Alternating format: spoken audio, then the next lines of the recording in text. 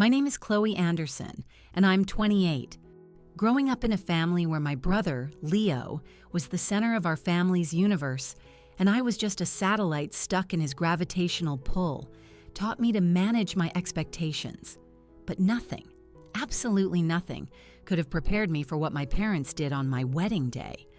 Inside the envelope they left, there was a single sentence, a cruel little line written with the sole purpose of breaking me. Enjoy the spotlight. Let's see how you explain to your guests why your own family isn't there.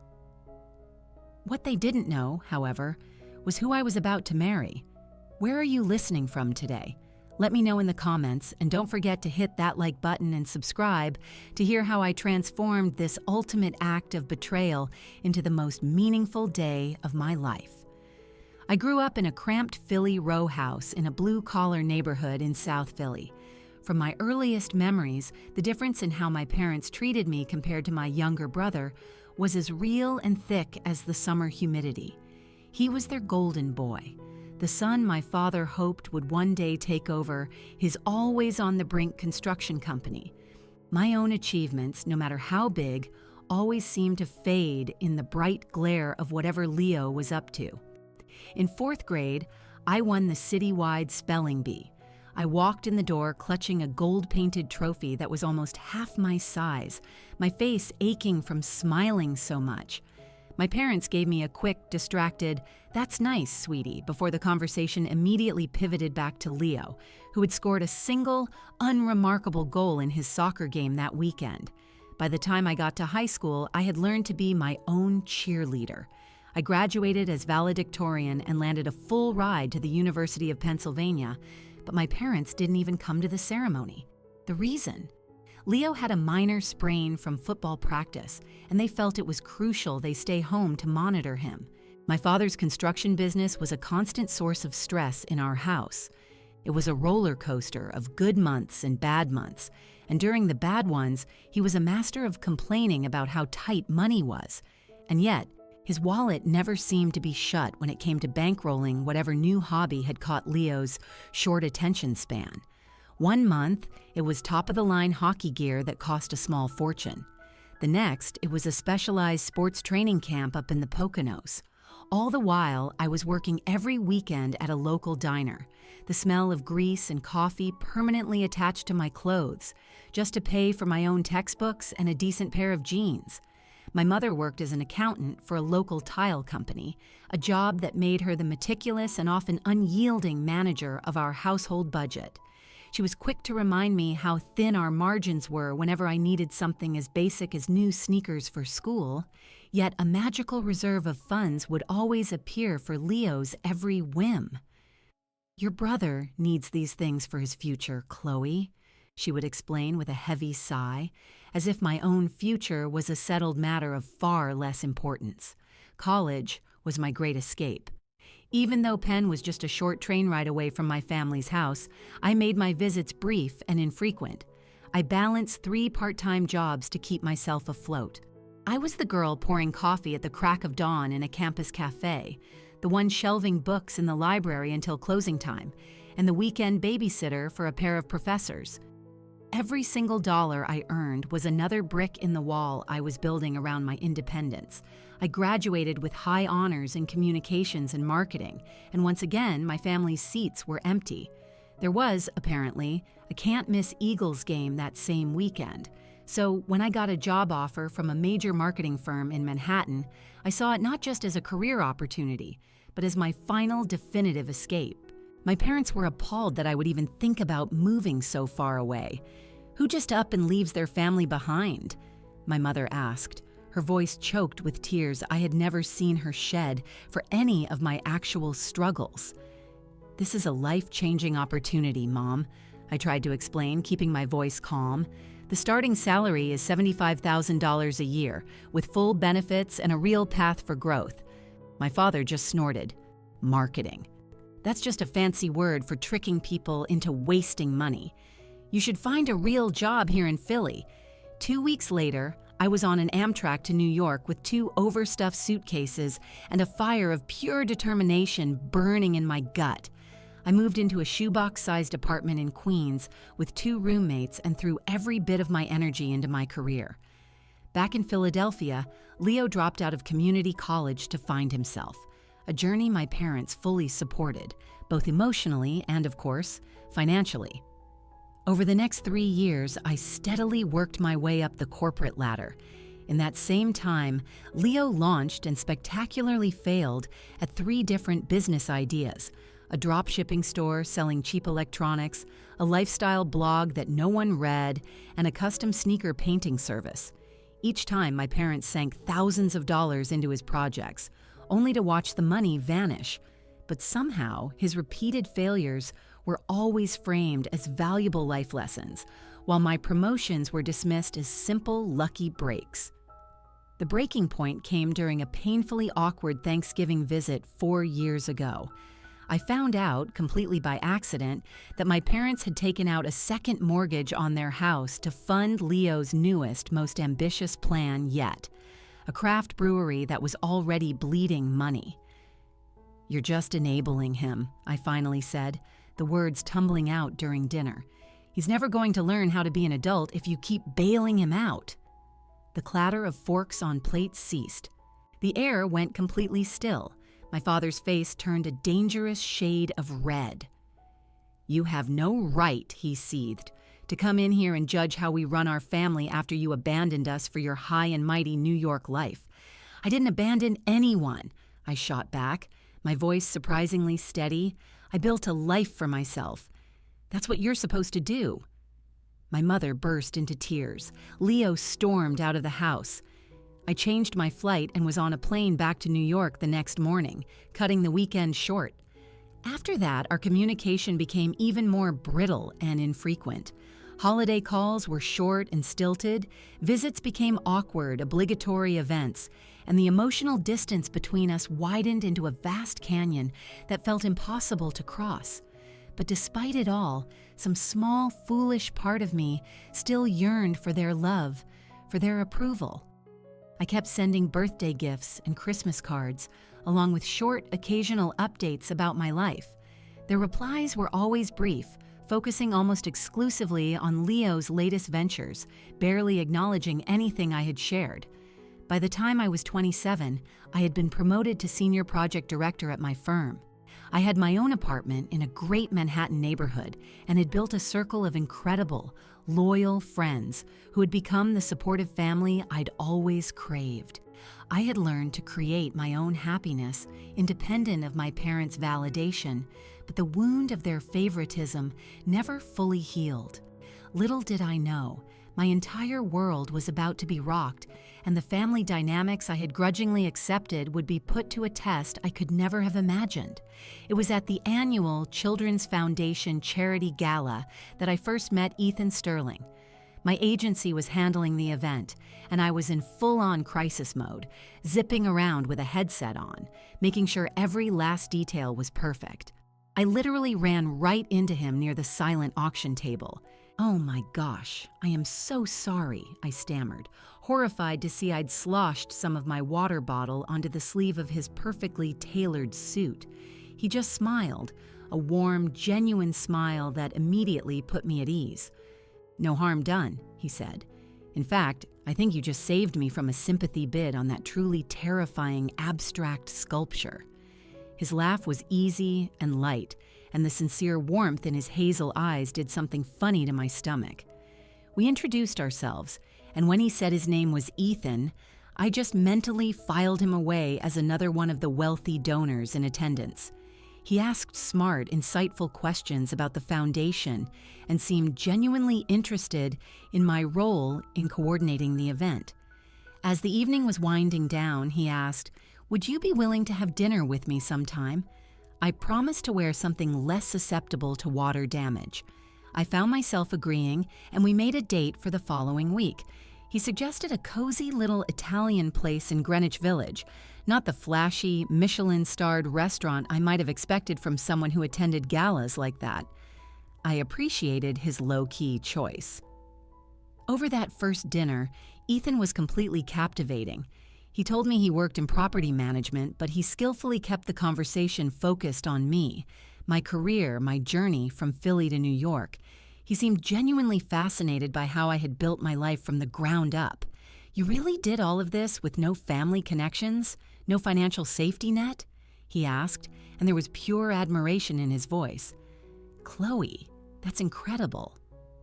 For our third date, he took me to a rooftop community garden in Brooklyn where he volunteered on weekends, teaching city kids how to grow their own food. Watching him patiently explain to a group of 7-year-olds how to plant basil seedlings without crushing them, I felt myself falling hard and fast for this kind, humble man.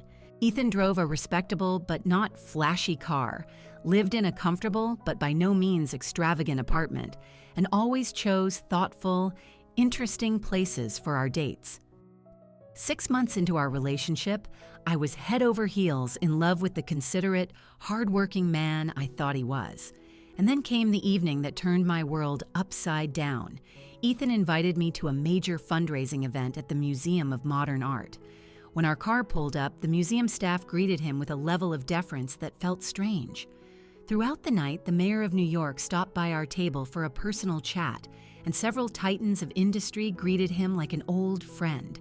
Completely bewildered, I finally whispered, "Ethan, why does it seem like you know everyone here?" He looked truly uncomfortable for the first time since I'd met him. "There's something I should have told you a while ago, Chloe. My full name is Ethan Sterling, of the Sterling Group."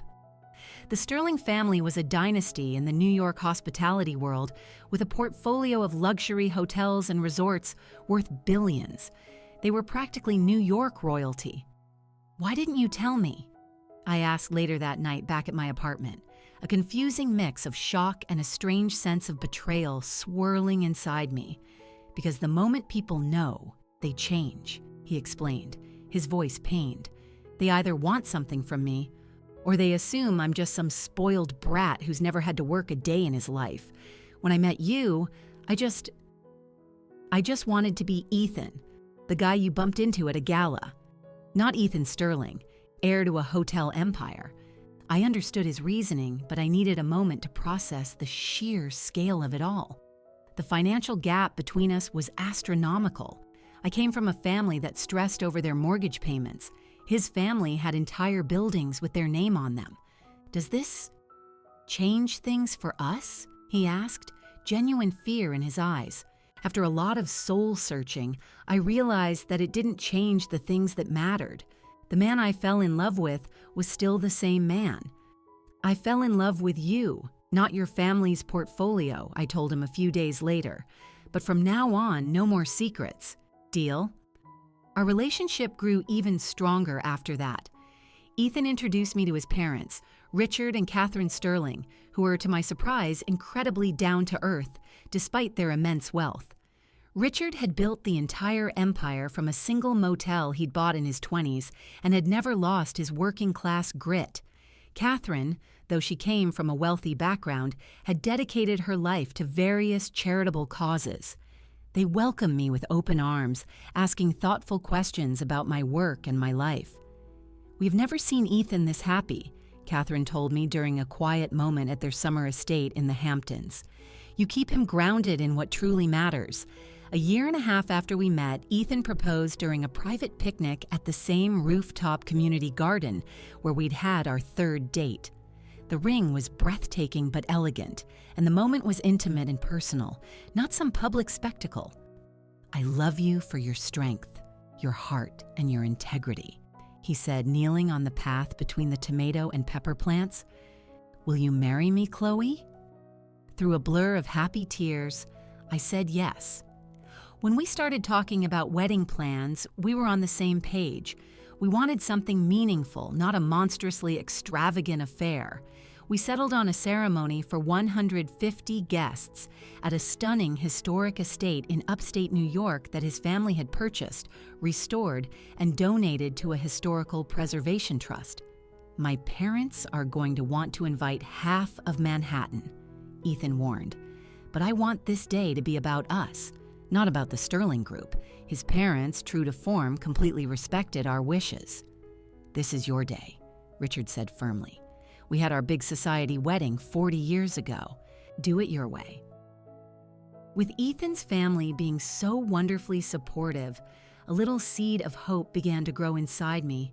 Maybe, just maybe, this was the moment my own family would finally see me, would finally share in my happiness. That hope was about to be put to the ultimate test. I called my parents on a Sunday afternoon to share the news of my engagement, my fingers nervously twisting the new ring on my finger as the phone rang. After 3 years of minimal contact, our relationship was a fragile, civil thing. "Mom, Dad, I have some really exciting news," I said when they answered. "I'm engaged." There was a long silence on the other end of the line. "Well," my mother finally said, "that is a surprise." "Who is he?" "Someone from that marketing job." "His name is Ethan. We met at a charity event about a year and a half ago. He works in property management." "Property management?" My father's interest was slightly piqued. "What, like a super? Or does he sell houses?" "More on the development side of things," I said, keeping it deliberately vague. Ethan and I had agreed it was best to let them get to know him as a person first, before the sterling name entered the picture. "Well, I hope it's steady work. That market can go south in a hurry," my father commented. "So when do we get to meet this Ethan?" my mother asked. "We'd love to fly out to Philly next month," I offered. "We can all have dinner together." After I hung up, I felt that familiar wave of disappointment wash over me. Not a single congratulations, no questions about him, no request to even see a picture of the ring. Ethan pulled me into a tight hug. "Just give them time, Chloe," he whispered. "It's a big adjustment." A month later, Ethan and I flew to Philadelphia for the weekend. We had booked a hotel room downtown, but my mother insisted we stay at the house. "Nonsense, staying in a hotel when there's a perfectly good guest room here," she'd said, though the thought of sharing my tiny childhood bedroom with my fiancé was deeply awkward.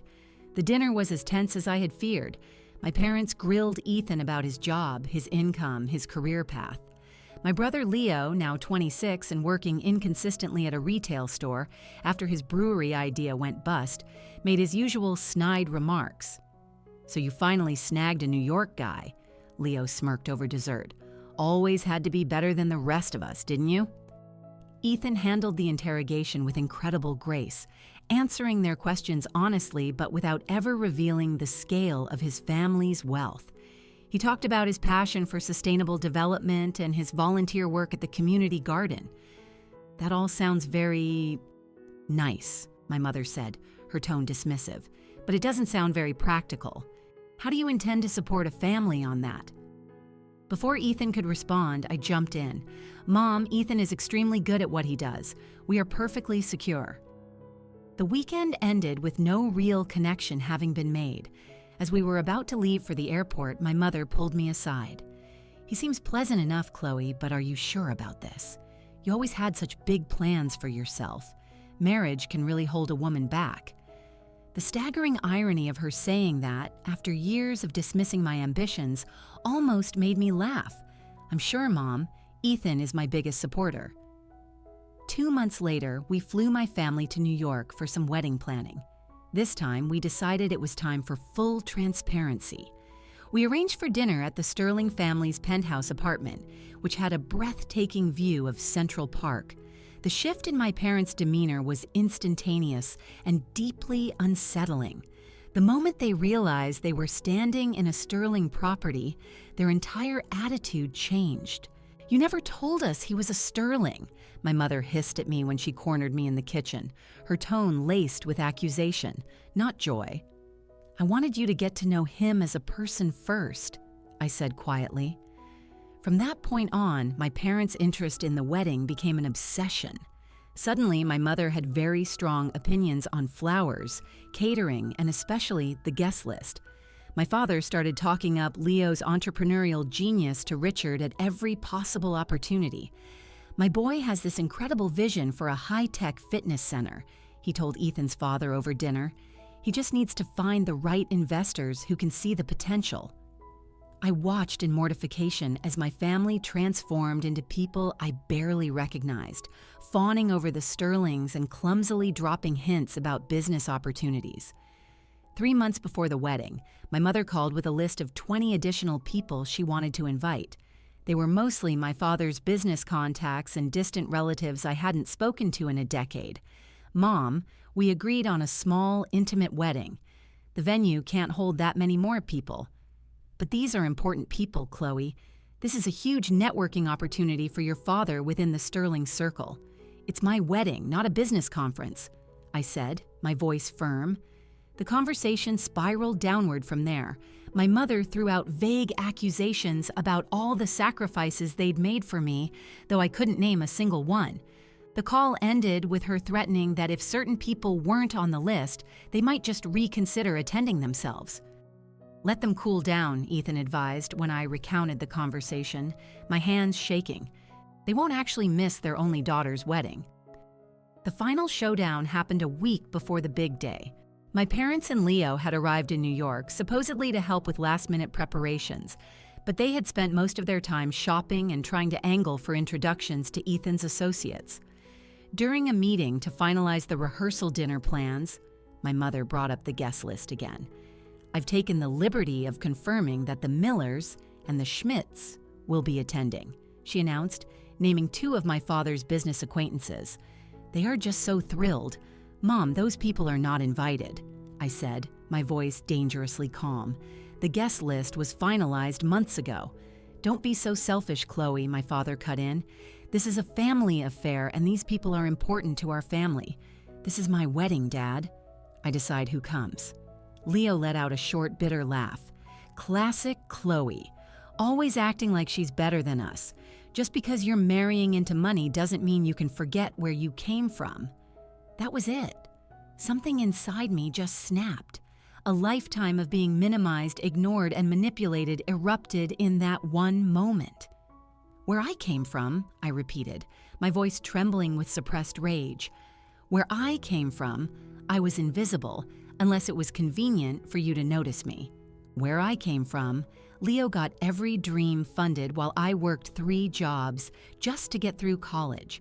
Where I came from, I learned that the only person I could ever truly count on was myself.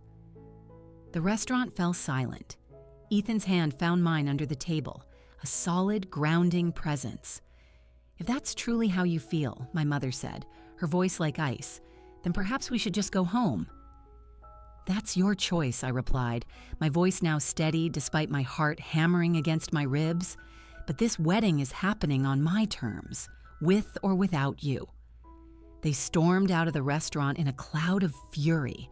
I spent the rest of the evening sobbing in Ethan's arms, torn between the relief of finally standing my ground and the profound grief of knowing I might have just lost my family on the eve of what was meant to be the happiest day of my life.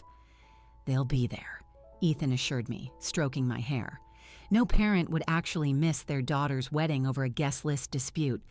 I wanted so desperately to believe him, but a cold knot of dread in my stomach told me otherwise. The morning of my wedding dawned bright and clear, with sunlight pouring into the windows of the hotel suite where I'd spent the night with my bridesmaids. Excitement was a fluttering bird in my chest as I thought about marrying Ethan, but it was tangled with a persistent thread of anxiety about my family. After our explosive argument, my parents and Leo had gone completely silent. They had attended the rehearsal dinner the night before, but with a rigid, icy politeness that was worse than anger. Still, they were here. That had to mean something, right?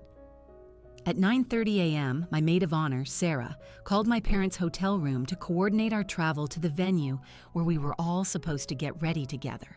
That's weird, she said, hanging up. It just rang and rang, no answer.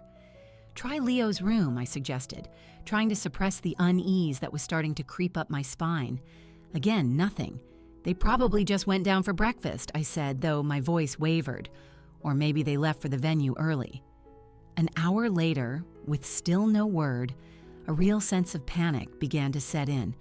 I called the front desk myself. "I'm sorry, Miss Anderson," the clerk said politely, "but it appears the guests in rooms 412 and 414 checked out very early this morning, around 5 a.m. The floor seemed to drop out from under me. "That can't be right," I whispered. "Today is my wedding. They're my family." Sarah put a supportive arm around my shoulder as the clerk confirmed that yes, the rooms were empty, and a message had been left for me at the concierge desk. While my other bridesmaids exchanged panicked looks, Sarah volunteered to run down to the lobby and get the message. The 20 minutes she was gone felt like an eternity. My mind was a cyclone of worst-case scenarios. When Sarah walked back into the room, the look on her face told me everything I needed to know before she even handed me the crisp white envelope. My fingers trembled as I tore it open. Inside was a single sheet of hotel stationery. In my mother's perfect, precise handwriting, it read, "Enjoy the spotlight." Let's see how you explain to your guests why your own family isn't there. Paper clipped to the note was a smaller slip, explaining that they had decided to use the money they'd set aside for Leo's next business venture to take an impromptu family vacation to Paris, since it was obvious I no longer valued their presence in my life. The pain was a physical blow, sharp and cold, unlike anything I'd ever felt. It wasn't just the abandonment. It was the calculated cruelty, the deliberate timing designed to inflict maximum humiliation. They wanted me to find out too late to do anything but fall apart. "I can't believe they did this," I breathed, tears finally spilling over. "Who does this to their own child?" Sarah gently took the note from my shaking hands. "These people do not deserve a single one of your tears today, Chloe. Not today." "But what is everyone going to think?" I sobbed, picturing the whispers, the looks of pity, the 3 empty seats in the front row, the father-daughter dance, the family portraits, all of it, a public display of my rejection. "Call Ethan," Sarah urged softly. "He needs to know." Through choked sobs, I explained everything to my future husband. There was a pause, and then he said, his voice firm, "I'm coming over. But it's bad luck for you to see me." "I don't care about superstitions, Chloe. You need me. I need you. Nothing else matters." 20 minutes later, Ethan arrived, looking impossibly handsome in his tuxedo trousers and shirt, his tie hanging loose. The moment he saw my tear-streaked face, he enveloped me in his arms. "I am so sorry, Chloe," he murmured into my hair. "I can't believe they would do this." "What are we going to do?" I asked, my voice small and broken. "Everyone will be talking about how my own family abandoned me." Ethan pulled back and took my face in his hands. "Listen to me," he said, his gaze intense. "Today is still our day. Nothing and no one gets to take that away from us. We are surrounded by people who love us, who are here to celebrate us. My parents adore you. Your friends are your family. That is our real family today." While I let his words sink in, Ethan was already on the phone. First, he called his parents to explain the situation. Then he called our wedding planner to discuss adjustments to the ceremony. Within the hour, Richard and Catherine Sterling were at my hotel suite. Catherine immediately took charge, with the gentle but commanding efficiency that made her a legend in the philanthropic world. "Chloe, darling," she said, taking both of my hands in hers. "I know we can never replace your parents, but Richard would be deeply honored to walk you down the aisle if you would let him." Fresh tears welled in my eyes, but this time they were tears of gratitude. "I would love that," I managed to say. And as for the mother of the bride duties, she continued with a warm, comforting smile, "I would be absolutely thrilled to help you get ready, if that feels all right with you." For the first time all morning, a tiny spark of hope ignited within me.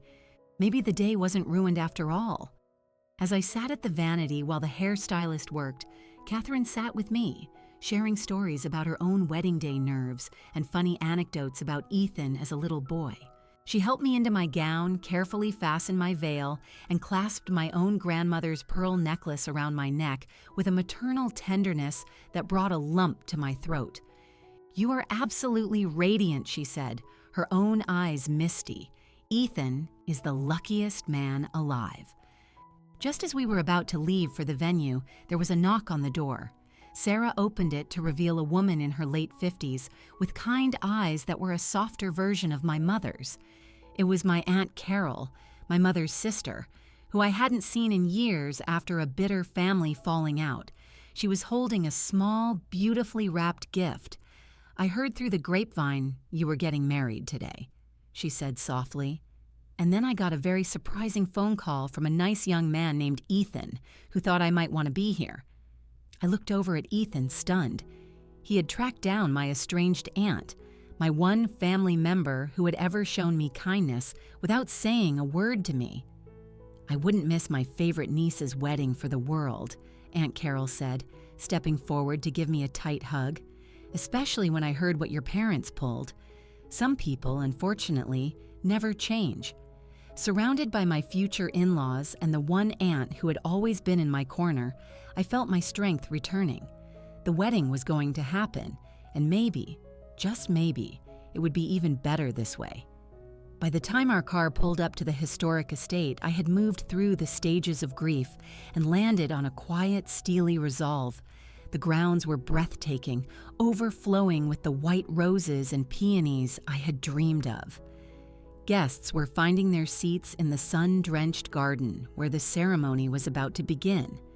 In the bridal suite, with my bridesmaids, Aunt Carol and Catherine, bustling around me, a wave of profound gratitude washed over me, temporarily eclipsing the pain. "Are you ready for this?" Sarah asked, giving my veil one last adjustment. "More ready than I've ever been," I replied, and I meant it. The wedding coordinator peeked her head in. "Everyone is seated. And, just so you know, there are a few media people at the gate. It seems someone tipped off the press that the Sterlings were here. This was a surprise. We had tried to keep the wedding private." Catherine sighed. "I'm so sorry, Chloe. The society columnists are like bloodhounds. Richard has security, making sure they stay at the perimeter." "It's okay," I said, surprising myself. "Let them take their pictures from a distance. I have nothing to hide." When the music started, signaling the beginning of the procession, Richard appeared in the doorway, looking distinguished in his tuxedo. He offered me his arm. "It is my honor to do this, Chloe," he said, his voice full of warmth. "Thank you for being here for me," I replied, blinking back tears.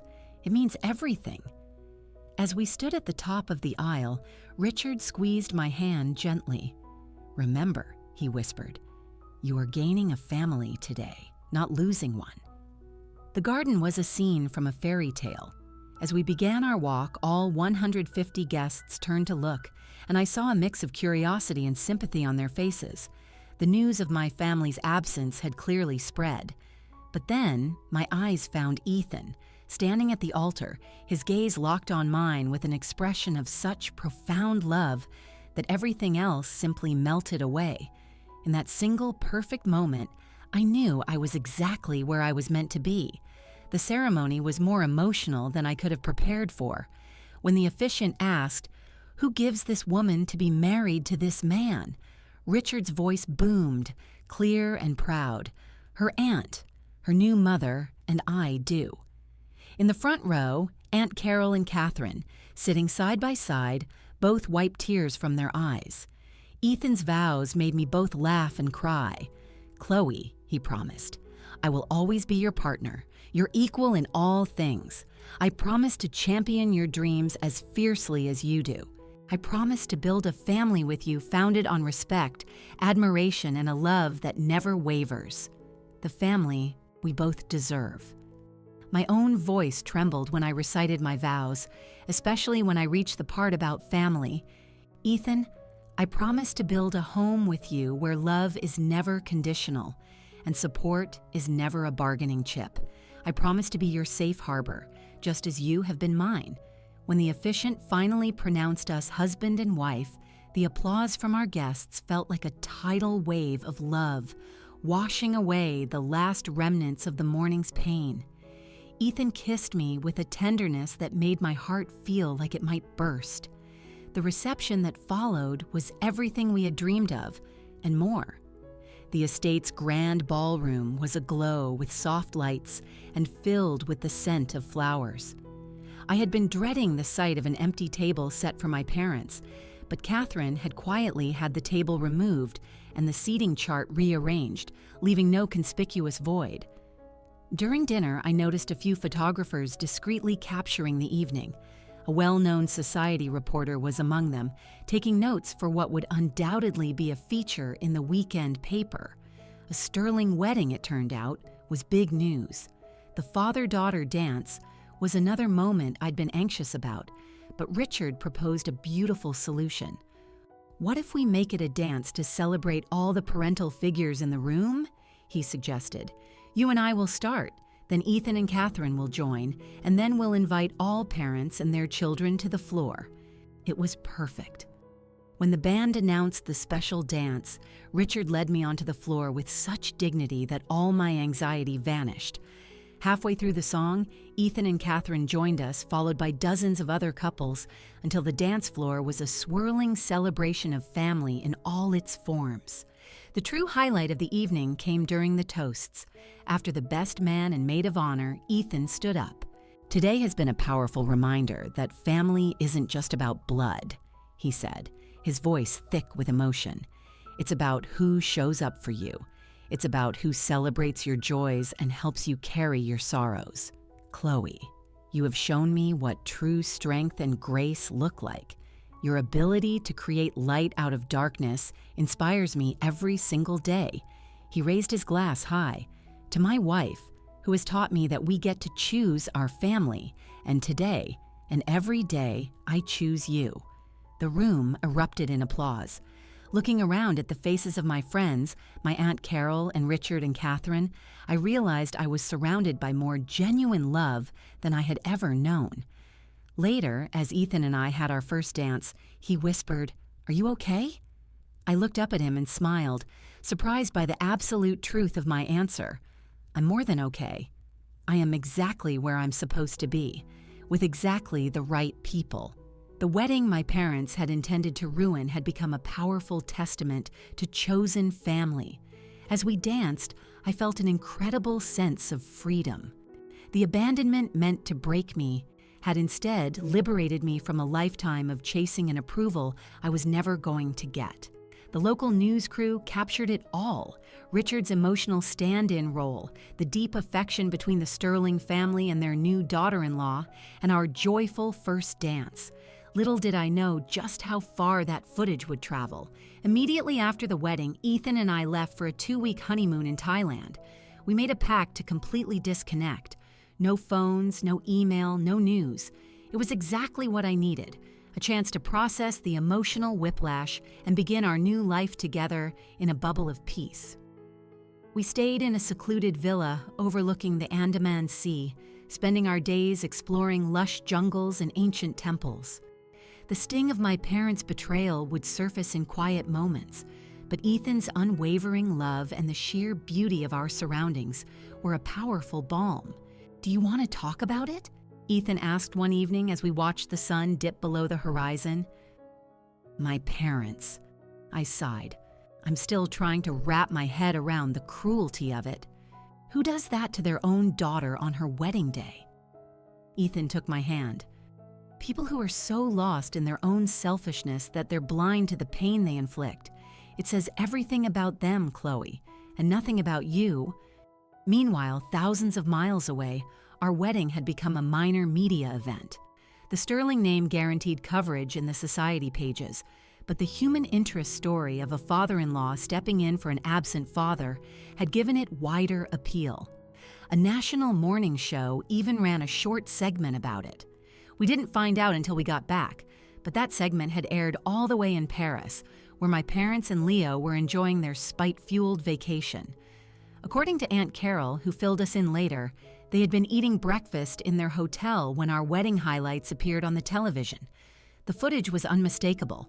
Richard walking me down the aisle, Catherine adjusting my veil, the opulent reception. The reporter casually mentioned that the bride's parents were unable to attend, but that the groom's family had stepped in with extraordinary grace and love. My parents apparently lost their minds. When I finally turned my phone back on as we landed at JFK, it exploded with notifications.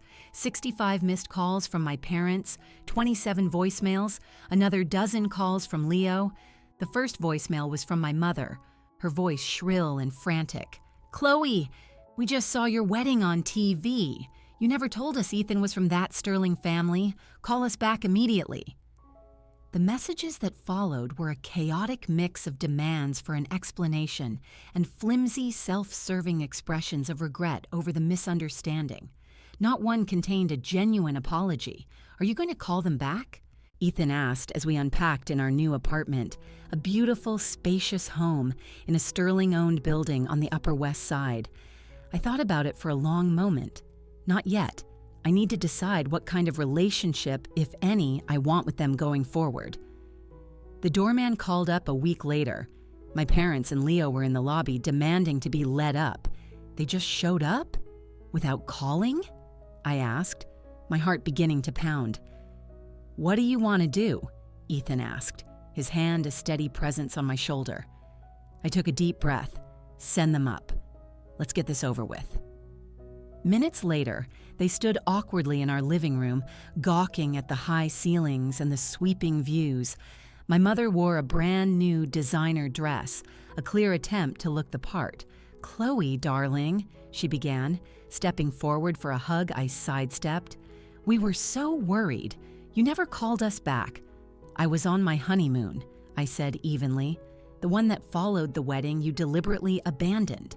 Now, there seems to have been a big misunderstanding," my father blustered. "A misunderstanding?" I repeated, incredulous. "You left a note that said, and I quote, 'Enjoy the spotlight. Let's see how you explain to your guests why your own family isn't there.' What part of that did I misunderstand? We were just upset," my mother said defensively. "You were being so stubborn about the guest list." "It was my wedding day," I said, my voice cracking. "The one day that was supposed to be about me and Ethan, and you made it about power and control." An uncomfortable silence descended. Leo wandered over to a painting on the wall. "Is this an original?" he asked. Ethan nodded. "Yes, the artist is a friend of my parents." "Wow," Leo whistled. "Must be nice." "That's enough," I snapped. "If you are here to apologize, then I'm listening. If you're here for anything else, you can leave." "Of course we're sorry, sweetie," my mother said, forcing a smile. "It was a terrible mistake. We were just hurt." "A mistake?" Ethan interjected, his voice tight. "You tried to humiliate your daughter on her wedding day. That's not a mistake. That's a calculated, malicious act. Now you listen here, young man." My father began. "No, you listen," Ethan shot back. "You have no idea what you put her through. Thank God she is surrounded by people who actually love her." My mother's eyes narrowed, then she pasted on another smile. "Well, that's all water under the bridge. We're family. We need to move forward. And speaking of moving forward," my father added, his tone suddenly bright, "Leo has been refining that fitness center concept. We were thinking, maybe you could set up a meeting with your father to discuss potential investment." The audacity was stunning. "Let me get this straight," I said slowly. "You used the money you'd set aside for Leo's business to take a trip to Paris specifically to hurt me on my wedding day, and now you want me to ask my new family to finance that very same business?" Leo just shrugged. "Family helps family, right?" Before I could respond, my mother spotted a wedding photo on the mantel, one of me with Richard, Catherine, and Aunt Carol. "You invited Carol?" she asked sharply. "After everything she's done." "What exactly did Aunt Carol do?" I asked. "Disagree with you? Stand up for herself? Because from where I'm standing, those don't seem like crimes. This city and these rich people have changed you," my father accused. I shook my head. "Number, I haven't changed. I've just stopped letting you walk all over me." "And where does that leave us?" my father demanded. I looked at them, really looked at them, and saw them not as the parents I wished they were, but as the flawed, selfish people they had always been. "That's up to you," I said. "If you want a relationship with me, it will be based on respect. No more favoritism, no more manipulation, and you will treat my husband with the respect he deserves." The visit ended soon after. As the door closed behind them, I leaned against it, completely drained. "Are you okay?" Ethan asked, pulling me into a hug. "I think so," I said. For the first time, I didn't back down. That feels like progress. Over the next few months, my parents made a few half-hearted attempts at contact, always acting as if our confrontation never happened. I kept my replies brief and polite. It was a painful process, but it was also liberating. 6 months after the wedding, with Ethan's full support, I left my agency and started my own, focusing on marketing for nonprofits. The Sterling name opened a few doors, but I built the business on my own merits.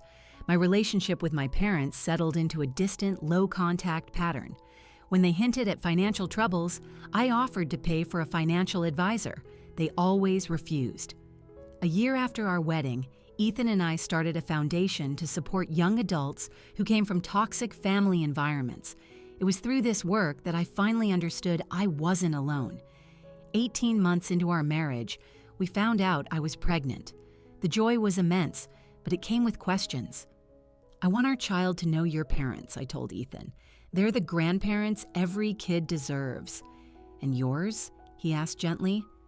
"I won't cut them out," I sighed. "But our child will never be alone with them, and I will never let them play favorites." When we told my parents, they immediately started making plans, assuming the baby was a reset button. "This baby doesn't erase the past," I told them firmly over the phone. "Being a grandparent is a privilege you have to earn by respecting me and Ethan as parents." The conversation was cold, but my resolve was solid. My only job now was to protect the new family I was building. Looking back, I'm almost grateful for what my parents did. Their cruelty forced me to see the truth and to finally break free. It forced me to build something better. Our child will never have to wonder if they are loved. They will know, every single day, that they are enough. The greatest lesson I learned wasn't about revenge. It was about the freedom that comes from accepting people as they are, and the power of choosing your own family. Have you ever had to set difficult boundaries with your family or found love and support in unexpected places? Share your story in the comments. And if this resonated with you, please give it a like and subscribe for more stories about finding strength in life's challenges. Thank you for listening. Remember that sometimes the family we choose is the one that truly heals us. End of story.